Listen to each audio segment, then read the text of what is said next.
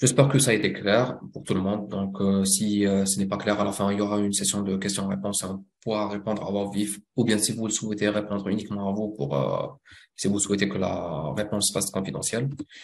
Donc, on va passer au workshop. Donc, je laisse la parole à mon collègue pour le workshop. Ouais. Salam alaikum, comme Mohamed Lakri. Donc, on s'excuse pour la fois passée. Donc, comme vous l'avez certainement remarqué, donc, il y a des problèmes techniques qu'on n'a pas pu prévoir. Donc, on a décidé de refaire ça en clean, hein. Donc, on va pas tout recommencer. Donc, je vais reprendre là où les problèmes ont commencé. Donc, à partir de la partie workshop. Donc, si vous vous rappelez bien, on vous a montré de l'architecture, de schéma, qui fait référence à la compromission qu'on va simuler là maintenant. Donc, on a un attaquant qui cible la machine, t'as les ressources humaines, ok? Donc l'attaquant, il envoie un fichier Office sous forme d'un CV, ok? Donc l'attaquant, il envoie un fichier Office, Word. Ensuite, numéro 2, la réception, t'as le mail avec la pièce jointe. 3, donc les ressources humaines vont certainement ouvrir le fichier. Donc le fichier Word vient d'être exécuté.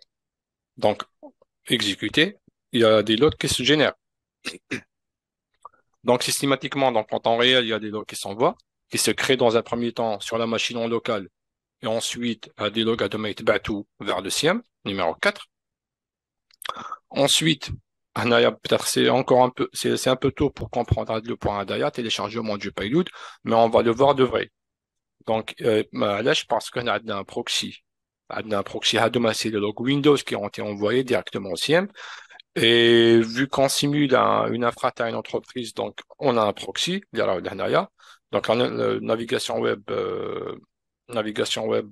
plutôt Hanaya, pardon, mais chez Hanaya. Donc la navigation web elle a le proxy.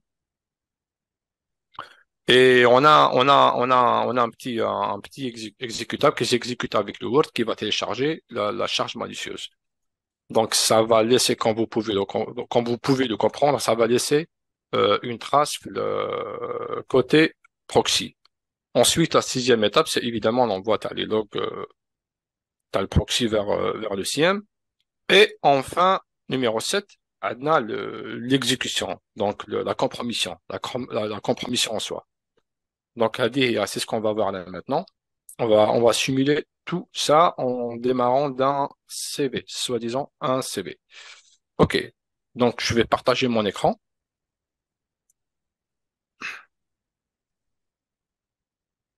Bon, maintenant, c'est l'écran de Reda qui a été partagé.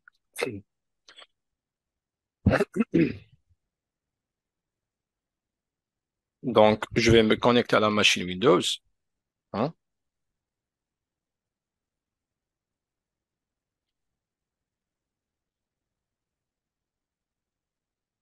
Voilà.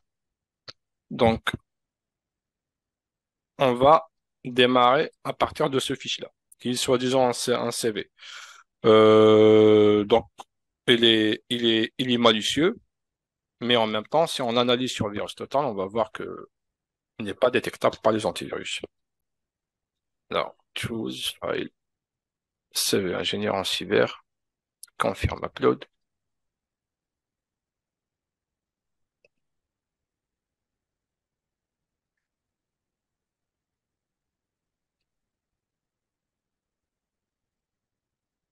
Comme vous pouvez le voir, il n'est pas reconnu comme tel. Il y a qui connaît un antivirus ou deux antivirus qui peuvent le reconnaître comme fichier malicieux.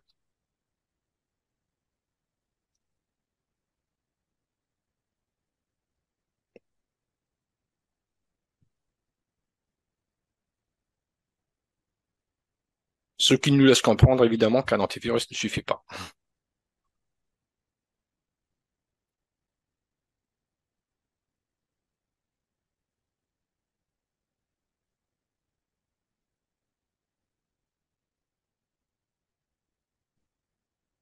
Il faut aussi savoir qu'un antivirus se base sur une base de signature. Donc, si la signature d'un fichier ou d'un exécutable n'est pas connue, aucun antivirus ne va le détecter. Voilà. Moi, je m'attendais à au moins un antivirus lié à Arlo, mais en fin de compte, zéro. Voilà, 0 sur 63. Ok, c'est parfait pour l'attaquant. Donc, je je vais ouvrir ce fichier-là. Et certaines choses vont être exécutées sur la machine. Et ces choses-là vont donner un accès à un contrôle total de la machine. Donc, pour faire simple, donc la machine elle serait compromise une fois que le fichier Word est ouvert. Ce que je vais faire pour que vous puissiez bien suivre,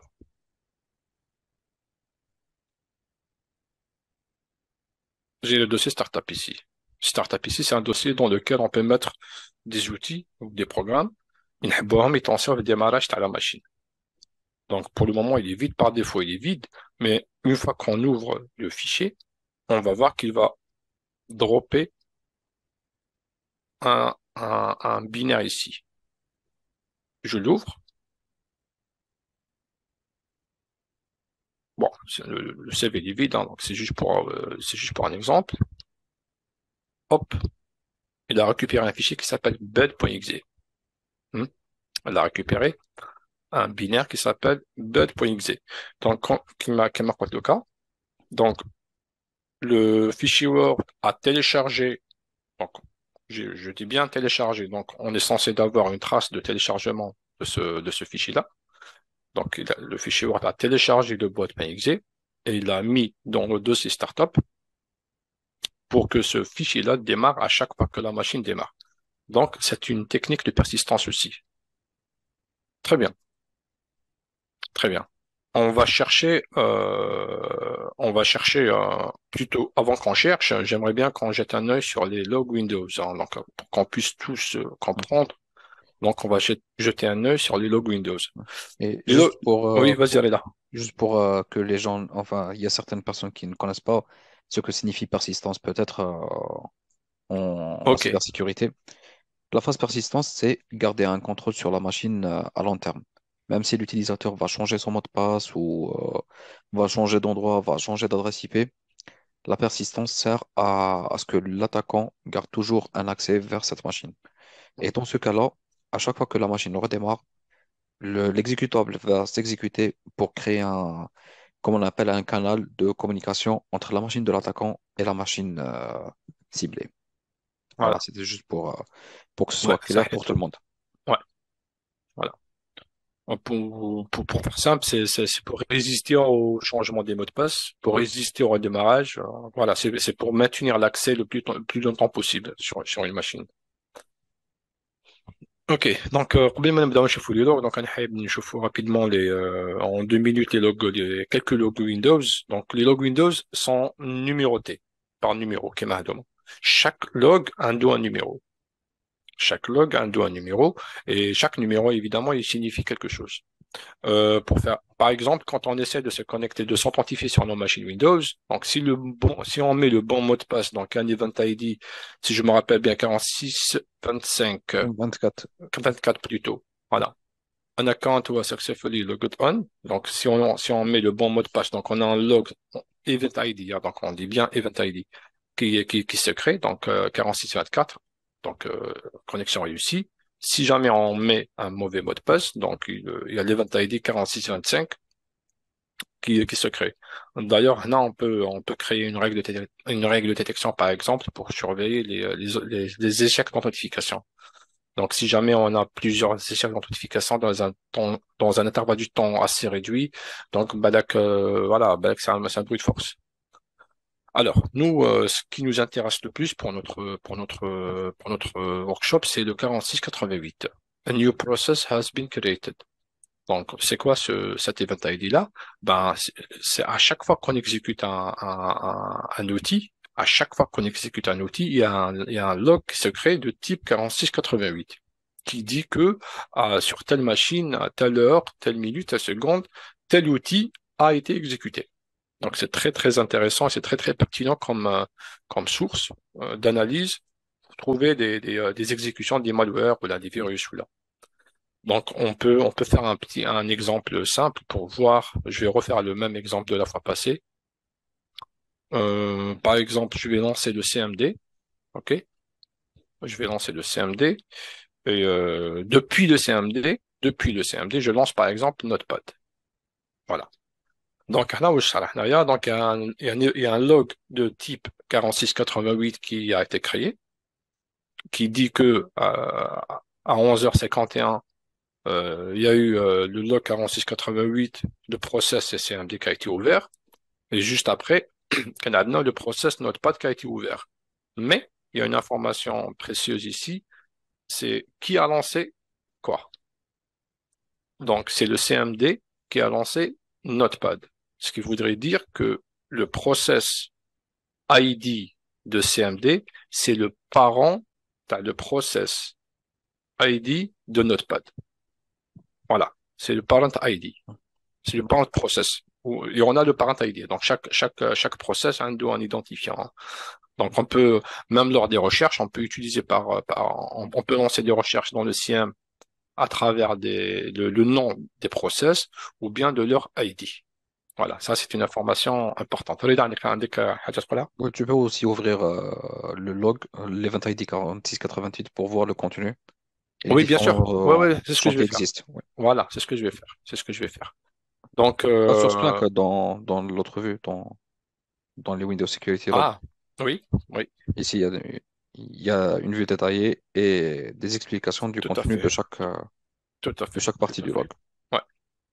Donc, les informations liées, le docker en C88, on a account name, donc c'est l'username. Pour notre cas, c'est mlacry, hein. Donc, ici, on a account name. Il a un domaine ou pas.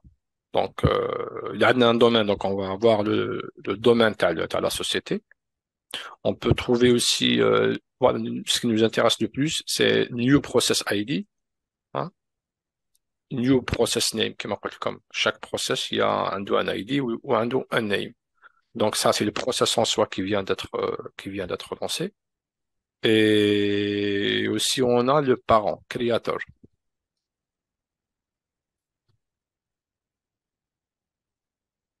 Creator Process ID. Ça, c'est le parent. Ça, c'est le parent. Donc, comme l'exemple on a lancé CMD. Donc, à la base, le process, c'est CMD. Et depuis le CMD, on a lancé le Notepad. Donc, c'est un nouveau process. Notepad, c'est un nouveau process. Et le parent, tu as le process Notepad ou CMD. Donc, on a des traces de toutes ces exécutions sur le CM.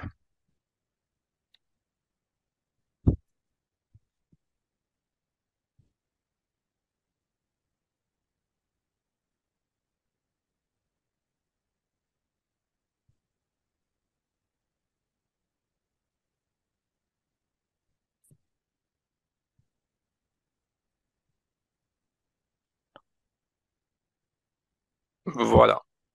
11h51. Ça fait 3 minutes qu'on l'a exécuté. Adna, le creator process, je peux ici avoir une vue plus détaillée.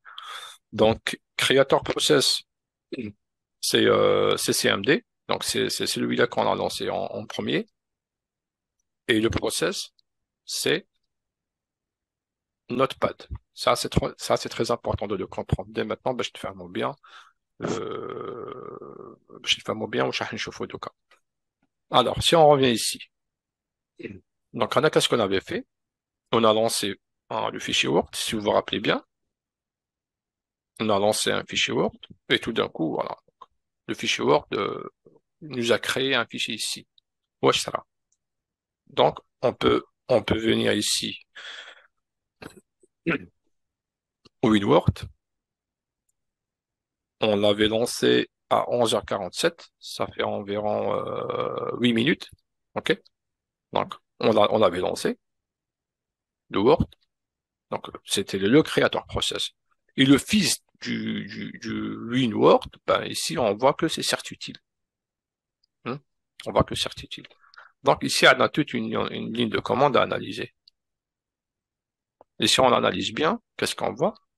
On voit certitude URL cache suivi d'une URL, ok? Et ensuite, il y a un chemin local qui fait référence au dossier startup. Hein? Startup, le dossier WinRawadna, le bud.exe.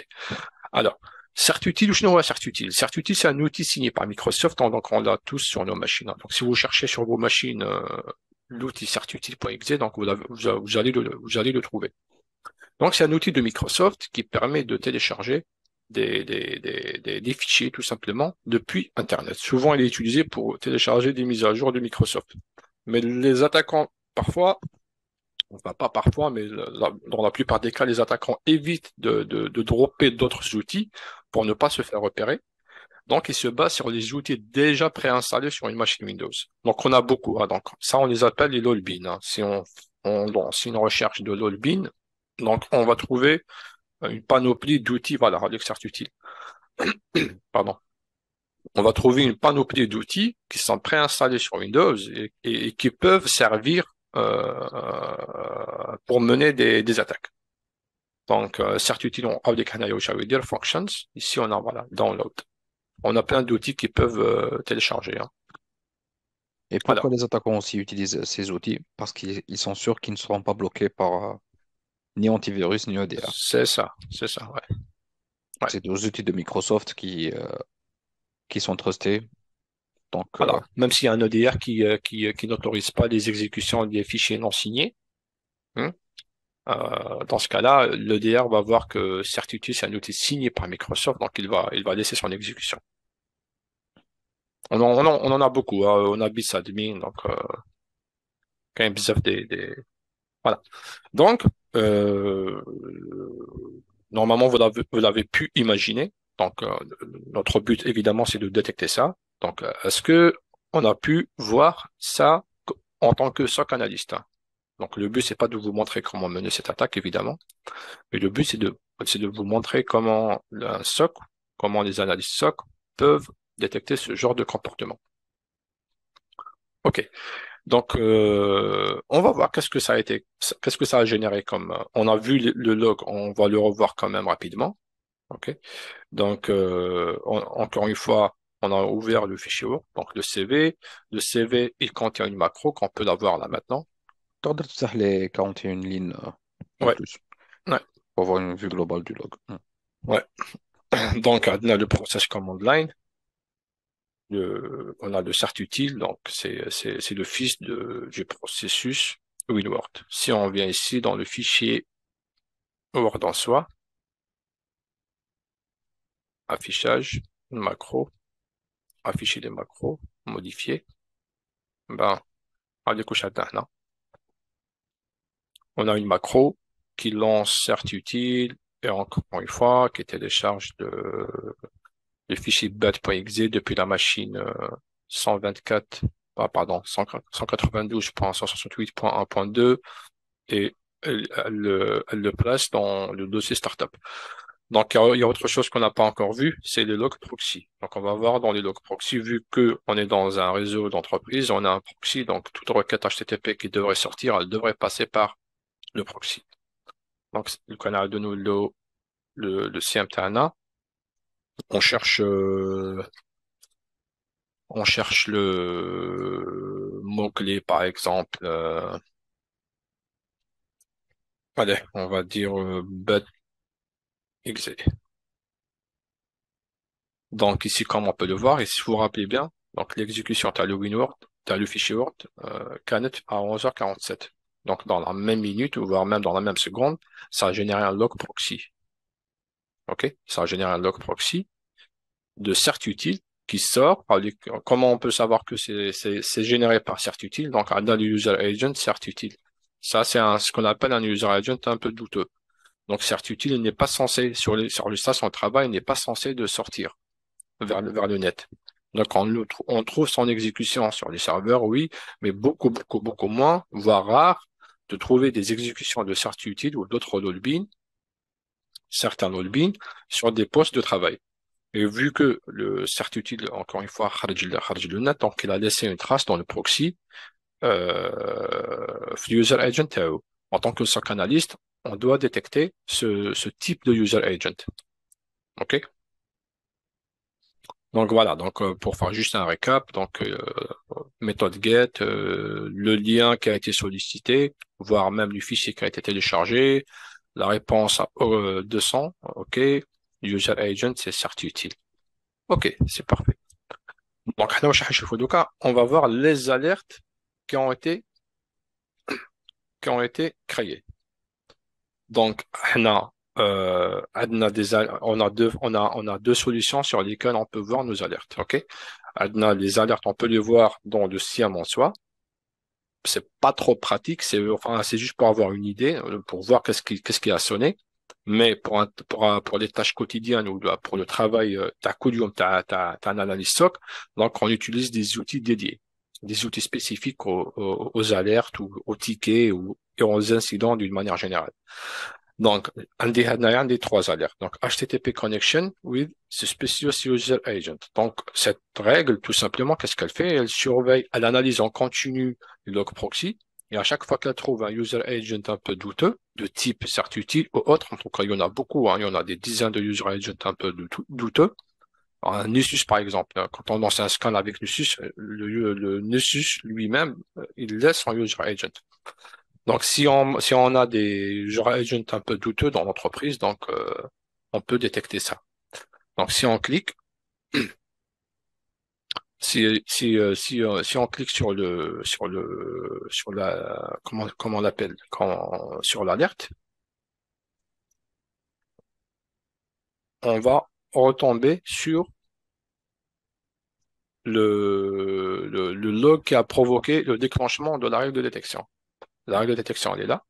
On peut vous la montrer. Donc ici, on a un fichier CSV qui contient des différents user agents douteux. Donc on remplit ce fichier-là et à chaque fois que Splunk catch un user agent précédemment déclaré dans ce fichier CSV, donc ça va générer une alerte. Donc comme je vous ai dit, donc on peut voir les alertes ici, mais c'est pas trop pratique, hein. Donc l'analyste ne va pas se limiter à de la vue. Donc comme un outil qui s'appelle The Hive, Hadoop et Ada, c'est là où on travaille plus sur les alertes. Donc, donc, le bat.exe a été mis dans le dossier startup. En tant qu'attaquant, je vais créer un listener. OK. Avec Metasploiter. Donc, voilà, juste pour rappel, le bat.exe, quand on l'ouvre, il nous donne un reverse shell.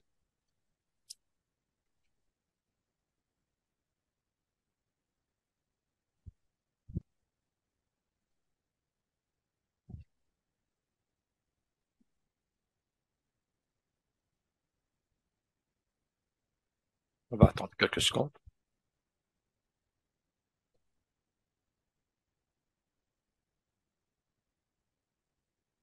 Voilà. Mon listener, il est créé. Donc, le listener, qu'est-ce qu'il fait là maintenant? Moi, je ne vais pas entrer dans les détails. Ça, c'est Metasploit, hein. Donc, j'ai créé un listener. Ben, tout simplement, ce listener-là va attendre l'exécution du fichier bat.exe. باش يكون عنده l'accès souhaité. Donc, كما قلتها, donc, je vais redémarrer la machine pour voir est-ce que vraiment j'aurai la compromission ou la. Moi, je redémarre ma machine et en même temps, on va voir les alertes déjà créées. Je fais restart. Et pour résumer, sur Splunk, ce qu'on voit, c'est les règles de détection qui ont été créées. Et si on clique sur une règle, on peut voir si elle a été déclenchée ou pas. Mais on ne peut Ouais, pas faire un suivi ainsi. On ne peut pas c'est ça. cliquer sur chaque règle de détection pour voir s'il y a des alertes ou pas. Donc, on doit avoir un outil où on peut faire un suivi par ordre chronologique, par sévérité, etc., pour pouvoir faire un premier triage et prioriser le traitement des alertes. Et donc, on a The Hive. The Hive, c'est un système de ticketing qui est dédié au SOC, en quelque sorte, qui va nous permettre de faire le suivi des alertes, de créer des tickets d'incidents pour garder une traçabilité et pour faire le suivi des alertes. Et quand on parle de garder une traçabilité, c'est très important au niveau du SOC, car on doit avoir un historique de tout ce qui a été déclenché que ce soit pour des raisons de statistiques ou pour des besoins de KPI ou autre chose, mais aussi pour des besoins d'audit. Donc, souvent, les SOC se font auditer et on demande toujours si on a gardé les traces des événements, des alertes qui se sont produits au niveau du SOC. Donc, c'est très important d'avoir un outil de ticketing pour pouvoir Ouais, fournir ces éléments. ouais.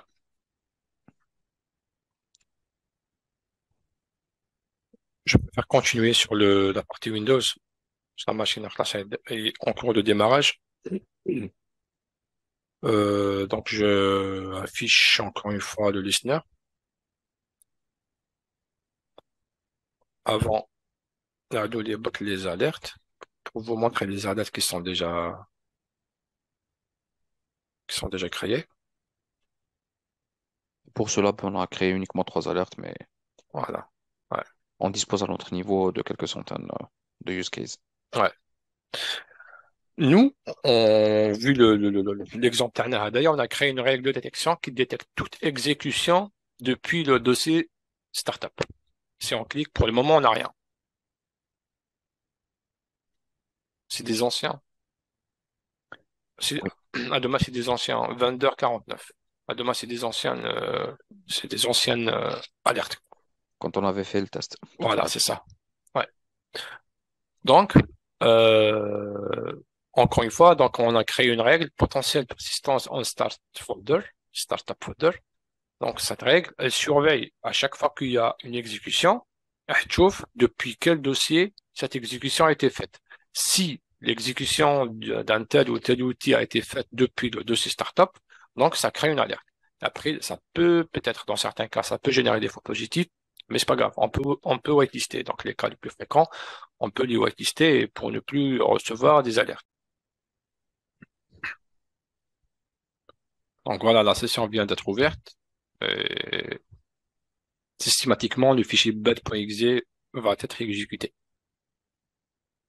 Donc ici, comme on avait dit, donc on a le listener, voilà. Donc ça a capté. Le bot.exe a été exécuté, a initié un reverse shell vers Metasploit. Alors, en 1 minute, ou peut-être 1 minute 30, je vais juste montrer quelques fonctionnalités de Metasploiter, de Metasploit, question de voir un peu, voilà, la compromission là maintenant, elle est avérée, elle est faite, elle est achevée même. Mais juste de voir de quoi un attaquant est capable de faire avec une telle session. Donc, Metasploiter, c'est Metasploit Metasploiter, donc c'est l'interpréteur de commande de Metasploiter. Donc, on peut basculer vers un CMD distant. Hein, donc, on peut exécuter nos commandes habituelles et puis config sur la machine distante. Ou bien depuis Metasploiter, donc on a pas mal de fonctionnalités qu'on peut voir. Hein. Donc, PS, par exemple, pour afficher les processus en cours d'exécution. On peut, par exemple, faire PWD pour voir sur quel dossier on est dans le système de fichiers de la machine compromise. Donc là, on est dans C2.8 au système 32. On On voit, peut on voit bien naviguer. hein, qu'on est sur un Linux et que le dossier Voilà, mentionné, c'est c'est Windows. propre à Windows. Voilà. Je peux naviguer dans le système de fichiers distant. Donc, je suis dans le C2. Je peux mettre CD users, ensuite mlacri, hein, CD mlacri, CD desktop. Si je fais un ls, donc ça va m'afficher les fichiers qui sont dans le bureau distant. Donc si je viens ici, évidemment, effectivement, j'ai un fichier a.txt, j'ai le CV ingénieur en cybersécurité. Je peux exfiltrer des données, je peux récupérer des données. Par exemple, je veux récupérer le fichier a.exe, donc je n'ai qu'à taper download, ok, a.txt. Et puis voilà, donc ça a été récupéré. Je peux lancer keyscan start, donc c'est une sorte de keylogger. Si je viens ici, j'ouvre le fichier a.txt, je retape test POC viscorp, je reviens ici, keyscan dump, donc je vois bien ici test POC viscorp. Donc enfin, on peut tout faire. On peut tout faire avec une telle session. Très bien. Donc, On va aller là maintenant la partie de Hive, hein, pour voir les alertes que les analystes doivent traiter. Donc, si on vient ici, donc on sera là maintenant, on est dans la page d'accueil de Hive, ok? Donc ici, on a des alertes, on a 3 alertes. On clique, qu'est-ce qu'on a? On a Suspicious Execution by Office File en français, voilà, c'est sur la machine desktop. Donc si on revient ici, on clique sur Preview and Import. Ça, c'est l'intitulé, hein. Ça, c'est l'intitulé de l'alerte. On vient ici pour avoir un aperçu. Donc, on a un descriptif de l'alerte. Un fichier Office a exécuté le process certitude, donc ce qui est rare, enfin pas rare, mais impossible naturellement, un fichier Office exécute certitude. Si un fichier Office exécute un certitude ou bits admin, c'est forcément il y a une macro. Et macro, qui dit macro, il dit voilà, donc un mail pour compromettre une machine, hein. Donc c'est comme ça. Donc un fichier Office a exécuté le process certitude au niveau de la machine. Donc ça c'est un descriptif simple et rapide du ticket qui est utilisé par le user MLACRI. Donc ici on a ce qu'on appelle les observables. Les observables, ce sont les informations importantes, voire en or même, qui ont fait en partie, qui ont fait le déclenchement de l'alerte. Ok, pour notre cas c'est certitude et du greenword. Et aussi à travers ces informations qu'on peut mener nos investigations, qu'on peut aller plus loin dans nos investigations. Par exemple, ici, il me dit que le username, c'est mlacri.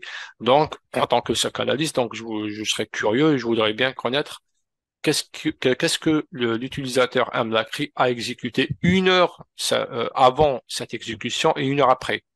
On peut avoir une compromission différée dans le temps, hein. Donc ici, on a CertUtile. Donc CertUtile, donc on le connaît maintenant. Donc c'est un outil de Microsoft. Mais supposons qu'on a un outil qu'on ignore sa nature.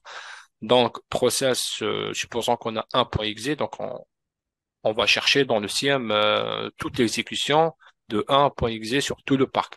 Donc on a une forte chance de trouver d'autres machines qui ont le même behavior, le même comportement. Ce qui voudrait dire, hein, ce qui voudrait dans l'inconditionnel, ce qui voudrait dire qu'il y a eu peut-être une compromission en masse. Alors ici, juste un petit détail important, ici l'user, comme vous pouvez le voir, ici le user comme vous pouvez le voir, Tu peux on a cliquer eu, sur la croix rouge oui, pour souligner. on a ici le process, hein, le process est certes utile, et aussi on a le parent process, ça c'est très important, parce que les règles de détection, elles se basent sur ce type d'information. Le parent process, donc c'est le reward, c'est le parent de cert utile. Ça, c'est très, très important. Donc, voilà ce qu'on peut faire. On peut créer un ticket en se basant sur cette alerte. Et avant ça, juste pour préciser un truc, Vas-y. dans le métier de SOC analyste, donc dans un premier temps, quand on ouvre la fenêtre des alertes, l'analyste va dans un premier temps faire un tri et prioriser les alertes à traiter. Ouais, Donc voilà. là actuellement, on a 3 alertes qui sont de criticité high pour les trois. Donc elles sont toutes les trois au même niveau de criticité. Donc il ne va pas prioriser l'une sur l'autre, mais il va commencer à traiter par ordre chronologique. Donc si on revient sur la page précédente, on peut voir à quelle heure a sonné chaque alerte. Donc on peut voir que Ouais, c'est 23h47 pour les deux lorsque le fichier Word a été exécuté et à minuit 13 lorsque la machine a été redémarrée. voilà. Donc, on va traiter par ordre chronologique, donc de l'alerte la plus ancienne à la plus nouvelle. Ouais, Mais s'il y avait une alerte low, une alerte major, une alerte high, peu importe à quel moment elles ont sonné, on doit d'abord commencer par l'alerte high. Donc, on doit voilà. prioriser celles qui ont une plus haute criticité. Ouais. Alors, là maintenant, on peut créer un ticket en se basant sur cette alerte. Pour créer un ticket, un case, si vous voulez, quand on clique ici, donc yes import. Voilà. Donc dans cette vue-là, on peut renseigner des informations, on peut renseigner davantage des informations. Donc tag ici, on peut rajouter par exemple compromission, euh, compromission via macro, par exemple.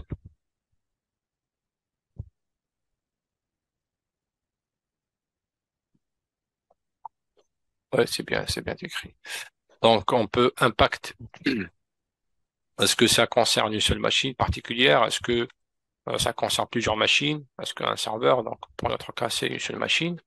Source d'alerte. Donc, on peut recevoir des alertes soit à travers des alertes Splunk, comme le cas actuel, ou bien un client ou un utilisateur, enfin un client externe ou un client interne peut remonter ça à travers un appel téléphonique ou un SMS ou peut-être même un mail, hein. Donc pour notre cas, c'est alerte Splunk. Catégorie de l'alerte, pareil, hein, donc on peut mettre euh, compromission compro- compromission euh, par mail, hein. Ici, règle de détection, on peut soit donner le numéro de l'alerte de détection ou bien le nom de l'alerte de détection dans le but de pouvoir faire des statistiques, par exemple, sur les alertes qui sont le plus, hein. Donc, ici, j'ai mis un, 2, 3, 4, voilà, à titre d'exemple. Faut juste ne pas oublier de de cliquer Sûr? sur valider le contenu de chaque champ. Oui,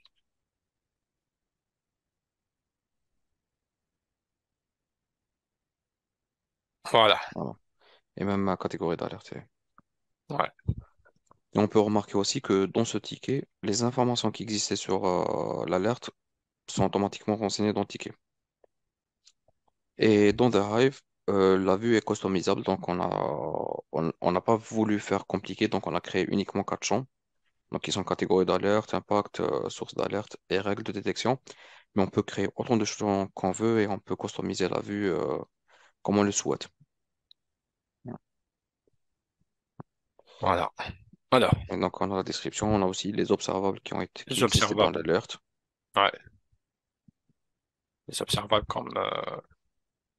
comme je viens de le dire, donc on, va on peut se baser sur ces informations-là pour mener nos investigations encore plus loin, ces informations clés. Ici, on a tasks. Donc, task, tout simplement, c'est détail d'investigation. Donc, ça se divise en deux parties. Donc, rapport d'alerte, c'est le rapport, on peut dire, le rapport final qui serait une sorte d'une synthèse.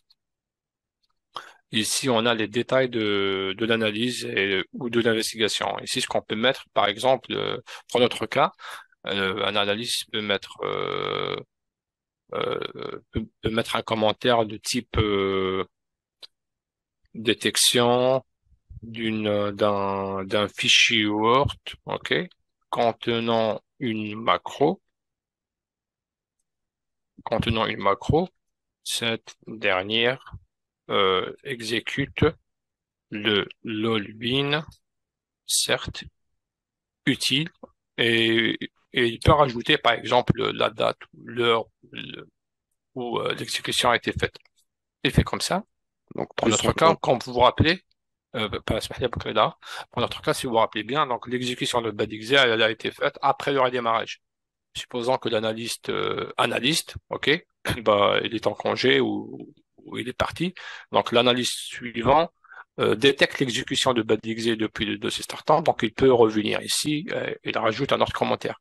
Donc en lisant cette cette page-là, donc on aura le séquencement de l'analyse de bout en bout. Voilà. Et on là, aura les étapes effectuées durant l'investigation et durant la résolution de tickets. ouais. Et même cette vue, en fait, elle est customisable. Donc, on a décidé de créer deux volets. Donc, un volet pour le rapport d'investigation et un volet pour les détails d'investigation. L'état d'investigation, c'est pour le suivi de l'alerte. Donc, le suivi de l'avancement du ticket. Donc, de la création jusqu'à la résolution. Plus on met de détails, plus c'est mieux. Donc, s'il y a un autre analyste qui prend le relais, il trouvera tous les détails et toutes les étapes qui ont été effectuées avant. Il pourra continuer à partir de la dernière étape il aura les informations déjà collectées par les collègues sur les investigations effectuées. Et dans le rapport final, on peut créer un rapport sur un fichier Word ou PDF qu'on doit remonter au management et on peut le mettre tout simplement en pièce jointe avec le commentaire. Et dans le rapport d'investigation, surtout quand il y a euh, une attaque avérée, donc une compromission avérée ou un impact, c'est très important de créer un rapport d'incident, là où on va mettre l'alerte qui a été déclenchée, quel était l'impact euh, réel et quel serait l'impact si l'attaque n'a pas été stoppée. On va mettre tous les détails d'investigation et à la fin, on va mettre quelques recommandations pour éviter que l'attaque ne se reproduise dans le futur. Et on va la mettre ici dans le ticket pour garder une traçabilité sur ce qui s'est produit ou sur la synthèse ou sur le rapport que l'analyste a rédigé. Et le Ah, rapport, bien sûr, il va être remonté au management pour un peu justifier certains besoins ou dans ce cas, par exemple, on peut dire que s'il y avait un anti-spam, par exemple, qui se base sur une sandbox, on n'aurait pas eu déjà le fichier qui a été déposé, en gros. très bien. Si on revient ici juste pour voir les dernières alertes,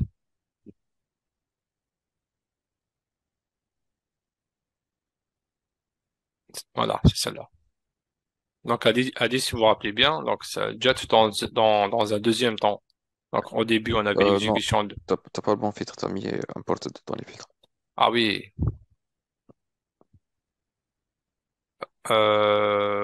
minuit 13. Voilà, c'est celle-là.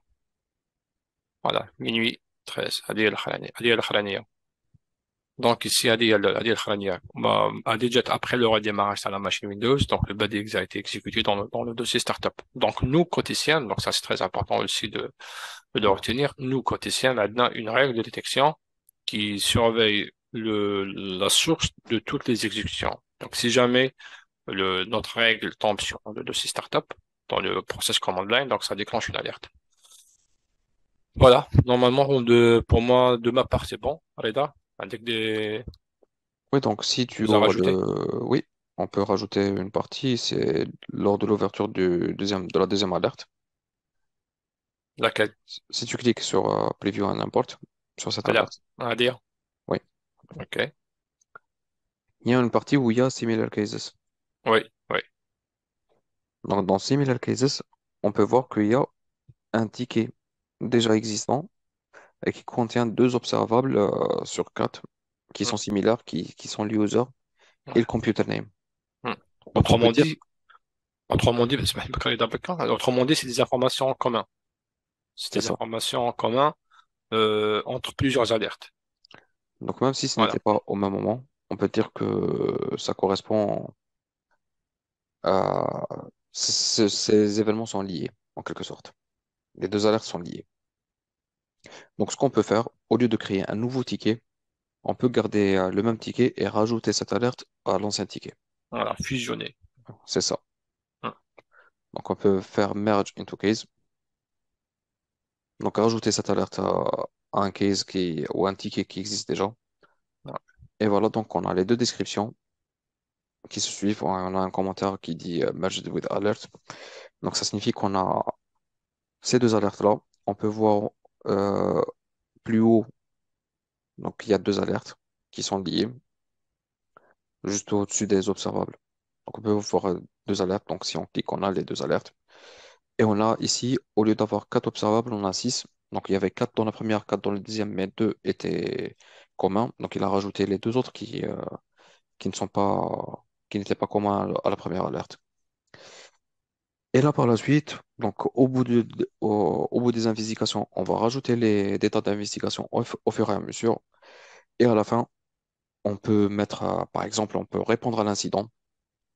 Donc si on confirme que c'est une vraie compromission, que l'incident est avéré et qu'on doit répondre et réagir très vite. On doit, par exemple, dans ce cas, on peut isoler la machine du réseau pour éviter que l'attaquant ne puisse accéder à la machine déjà dans un premier temps.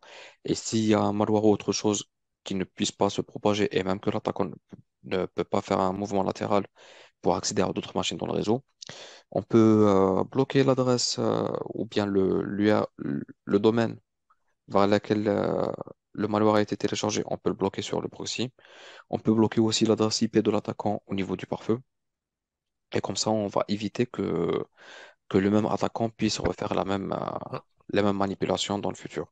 Ouais, On peut mettre tout ça dans le rapport d'investigation, donc ouais, dans la synthèse de rapport. ouais. Et quand toutes les actions sont effectuées et qu'on est sûr que la machine a été nettoyée et qu'il n'y a plus de risque, on peut clôturer l'incident. Hmm. Il y a autre chose, avec l'IP depuis laquelle la charge malicieuse a été téléchargée, ça serait bien aussi de checker dans le pare-feu pour voir est-ce qu'il y a eu d'autres communications مع l'IP. Ouais. باش نقدروا نديروا تاني نقدروا نشوفوا l'adresse mail source qui a envoyé si on a le log évidemment. On peut voir est-ce que l'adresse mail source qui a envoyé la pièce jointe, est-ce que ما بعتتش la pièce jointe à d'autres personnes. On peut chercher par objet, on peut chercher par adresse mail, on peut chercher par file name de la pièce jointe. Donc, il y a plusieurs critères de recherche. Et comme réponse à Voilà. incident, on peut même bloquer le sender au niveau de notre serveur mail pour qu'il ne puisse plus envoyer de mail. Même si ce n'est pas radical comme solution, puisqu'il peut créer une autre adresse mail et envoyer d'autres mails depuis une autre adresse. Mais ça reste une première étape pour bloquer l'attaquant et lui mettre des bâtons dans les roues, dans un premier temps. Et lorsqu'on doit clôturer l'incident, donc close un peu à droite, Oui, je crois qu'il là. pour clôturer close, on de cliquer à la close. Je suis fort. Ah, d'accord. Bon, il fallait terminer les deux tâches qui étaient en cours. Bon, نقدروا نجوزوها, c'est pas ماشي لازم نكملوهم دوكا. Bon, c'est juste pour tester, mais normalement chaque task, lorsqu'on les termine, on doit clôturer les tasks. On peut Ouais. cliquer sur close task end case. Et là, à la fin, on doit dire si c'était un true positif, false positif, indeterminate order. Donc il y a la notion de faux positif et true positif qu'on doit comprendre. En fait, le premier mot, donc faux ou bien vrai, c'est pour dire si l'attaque était réelle ou pas réelle. Des fois, on tombe sur des déclenchements d'alerte, mais quand on investigue, on trouve que c'était un comportement normal qui ressemblait à un comportement suspect, mais qui était légitime. Donc, il y a true ou fausse, donc vrai ou faux, concernant est-ce que c'était vraiment une attaque ou pas une attaque. Et le deuxième mot, donc positif ou négatif. Positif pour dire que ça a été déclenché. Négatif, ça signifie que ça n'a pas été déclenché. Donc, dans ce cas, on peut choisir uniquement les positifs parce que ça concerne des alertes qui ont sonné. Mais on peut avoir, donc, pour le true positif, donc le vrai positif, ça signifie que c'était vraiment une attaque, il y a eu une alerte. Le faux positif, ça signifie que ce n'était pas vraiment une attaque, mais il y a eu une alerte. Il y a aussi le true négatif, donc ça signifie qu'il y a eu une attaque, mais il n'y a pas eu d'alerte. C'est l'événement le plus redouté. Donc, ça signifie qu'on n'a pas de règle de détection pour détecter l'attaque. Il y a les faux négatifs, donc c'est le comportement normal, il n'y a pas d'alerte, il n'y a pas d'attaque. Donc, c'est ce qu'on souhaite avoir tout le temps. Et on peut mettre un commentaire à la fin, lors de la clôture, pour dire que compromission éradiquée ou autre chose, et cliquer sur close case, et comme ça, Ouais. l'alerte sera clôturée. Résolu. Bon. Voilà, résolu. Ouais. Et on peut clôturer, comme ça, notre case est clôturé, Ouais. et on passe au case suivant. Ouais. Donc, voilà. Donc, on a essayé de la rectifier. Et Inch'Allah, تكون تعجبكم. Inch'Allah, Doka, c'est plus clair pour vous, surtout. Voilà. Ouais. Ouais. Que c'est bien assimilé et que c'est plus clair dans vos esprits de comment un attaquant procède, comment l'attaque est détectée et comment l'incident est traité. Par la suite, et comment le ticket est géré. Donc, c'est ça la gestion des incidents.